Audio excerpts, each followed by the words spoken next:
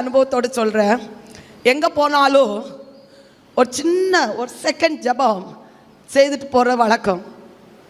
Car எடுக்கும்போதும் ஒரு second ஜெபம், வந்து உட்கார்ந்த வந்த பிறகு ஒரு செகண்ட் ஜெபம், வீட்டிலேருந்து வரும்போதும் ஒரு செகண்ட் ஜெபம், வந்த பிறகும் ஒரு செகண்ட் ஜெபம், என்ன செய்தாலும் ஒரு சமையல் செய்தாலும் ஒரு செகண்ட் ஜெபம். இயேசுவே கிருபை தாங்க, ஆமென், போதும்.